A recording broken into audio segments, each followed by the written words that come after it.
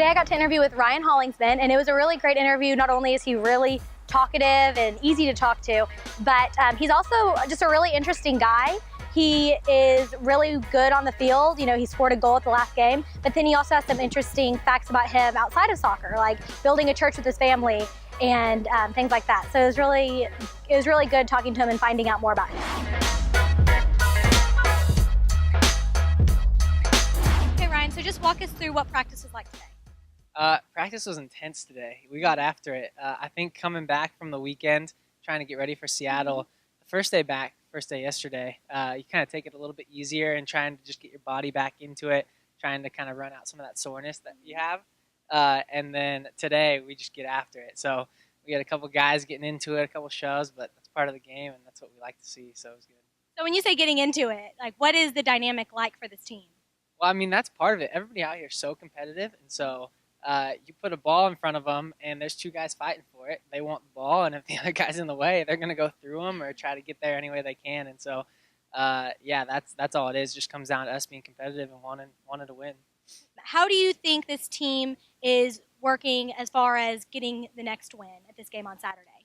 Yeah, that's the thing is you get 3 wins and you get a little bit confident, or you start to think you have it in the bag and you're out ahead and everybody's behind you, and that can very quickly turn poorly, and it has for us. We've jumped out to early starts a couple of seasons in a row, and then hit a little bit of a lull in the middle of the season. And so I know Oscar and coach is trying to push for us to not do that again. And that 3 wins is not anything when you're looking at a 34-game season. So we still have a lot to go, and that's kind of what our mentality has been. And we have to play a lot of more games. So we gotta keep winning. Personally, for you, what do you think it's going to take for you to be one of those starting members out there at the first part of every game?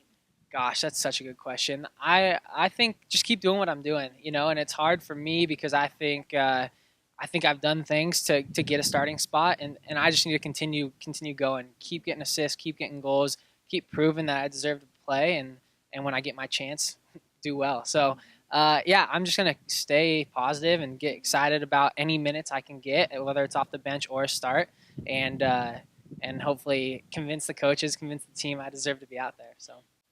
And then one of my favorite things that I know about you is that back in 2013, you took a year off to work at Harvest Bible Chapel. Yep. And tell me about that. What was that like? What has it been like since? Just kind of fill me in. Yeah, that was crazy.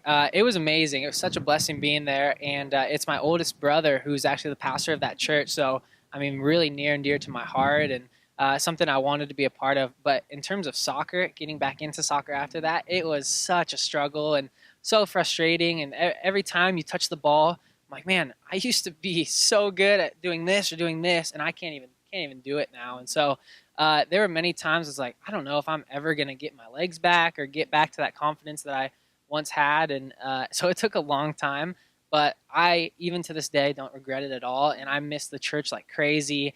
I'm calling my brother weekly, getting updates, how the church is going. Got to go back over our off season and see everybody and see the entire crowd that we started the church with. And so, yeah, it'll forever be near and dear, and it's just a matter of time until I get back there at some point. But for now, we're in Dallas and we're loving it. So is the church still doing good? I mean, what is it like? Is it thriving? Yeah, it's doing awesome. It's flourishing right now. They're starting into their this is the beginning of their 2nd year, which is just crazy to think. And when I went back, the church had almost doubled in size, and it's never about the numbers, but when you're a small church, you're so excited to see that. And so my brother and I, we just had a blast seeing, because I came back after being gone only for 6 months or so, and half the church was people I've never met before, which was crazy to me because I knew everybody so well. And so it was exciting to see that, because that just means they're continuing to reach more people and getting excited about the gospel. And so it was an exciting time, and I'm excited to go back. It's just, I don't know when that will be. So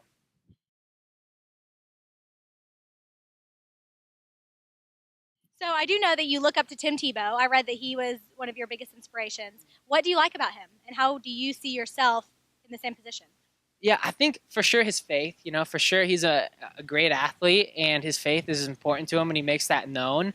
And so that's huge for me in my faith. But I think as well, the guy is my style of play, like just a hard worker, always putting in the extra work, getting into the weight room, staying out on the field after practice, like that type of guy, and I'm that way as well. So I like that, and I like guys that are just kind of more blue collar, work their butts off, and make things happen. Not less from skill, but more from just working hard and making things happen.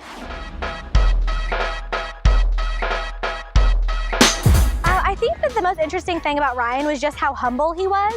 He's a great player, obviously. I mean, scored 1 of 2 goals at the last game, but he kept on talking about how he was striving to work harder and how he was just looking at getting better. It was almost like he was hard on himself, but in a really great way to where he was improving to help the team. This is Catherine Dunn with D210 TV with Time Warner Cable Sports Channel, and you've just been credentialed.